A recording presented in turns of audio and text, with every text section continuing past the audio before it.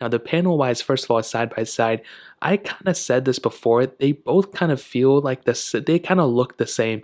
But the very interesting thing about the iPhone 11 is that it kind of looks like it has a little bit less bezel overall than the iPhone 11. And that has a lot to do with the side panel, or that's just the side of the phone. You can see the iPhone 12, the biggest selling point of it is the flat design now, with the iPhone 11 on the other hand has that, curved design that's been around for a while. And I kind of like the curved design on, I kind of like both, to be honest. The flat design I like a little bit more, but for some reason on the iPhone 12, it kind of gives me a weirder feeling, which I'll explain further on. But panel wise in the screens, we also got a humongous upgrade coming from the iPhone 11 screen to the iPhone 12. But honestly, like when I'm looking at them both, like one doesn't really look way better than the other one, if I'm being honest. Like, if I had an iPhone 11 panel, I definitely probably wouldn't go up to the iPhone 12 just because of the panel. But you have 6.1-inch displays on both. The iPhone 11 had that IPS panel though, and the resolution of it was 828 by 1792.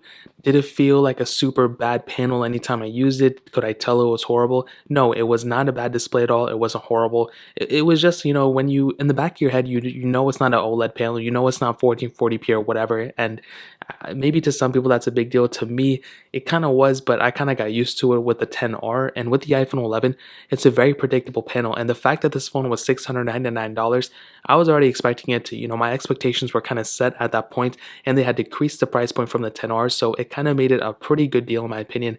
The panel wasn't an OLED panel at the time because it was a cheaper phone, but now Apple went ahead and switched it over to an OLED panel on the iPhone 12, which I like. It actually, maybe it looks a little bit better, maybe I'm just not used to it, maybe I haven't been using it as much, but I think that's a pretty cool thing too. Having a better panel is always good, and having an OLED panel that's higher resolution, we have 1170 by 2532, and that in and of itself is a really good thing too. Pixel per pixel, we have more pixels per inch on the iPhone 12 than on the iPhone 11, so that's a really big deal. However, when I look at them side by side, honestly, I don't really think I see a crazy big difference, if I'm being completely honest.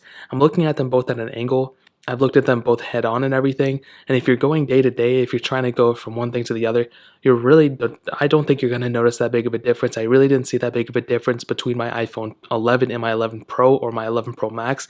I know the 11 Pro and the 11 Pro Max have better panels. Same case here. I know this one has a better panel, but this one on the iPhone 11 is still good enough for the most people. Now, putting them both side by side right here, and I can tell you guys right now this video is going to be super long. You can see that the thickness, it maybe, for some reason the iPhone 12 does feel a little bit thicker in the hand, but that has to do with the curved design on the iPhone 11. And perfect analogy, something like a Galaxy S20 will always feel like a thin device no matter how thick that screen is or how big that panel is, just because of the curved edge. And with the curvedness on the iPhone 11, it feels better in the hand. It feels like you can secure it a little bit better. This is a super old design, by the way. The flat sides, that was kind of there before. I mean, I guess the curved design was always there, but this is a pretty old design too that I was already used to. And there's pros and cons to it too, which I'll get into some more cons in a second. But I feel like the iPhone 11 feels like a little bit thinner, but the iPhone 12 maybe a little bit thinner. Apple said it was 11 or 15% thinner or whatever, and that's not really a good thing in my opinion. And on the back, extremely familiar backs. Now, these both are white versions of the phone. However, we have like a whiter version here. We have like a tanner version here. I really don't get it. It is what it is. There's nothing we can really do about it. But this is kind of like a pinkish hue. This is like white, so I don't really know what they're doing. You have that MagSafe charger back here too. But other than that, to be completely honest, that really pretty much covers up the outside for the most part. You have IP68 dust and water resistance on both, but you can now actually go 6 meters of water for 30 minutes on the iPhone 12. On the iPhone 11, you could do 2 meters of water for 30 minutes.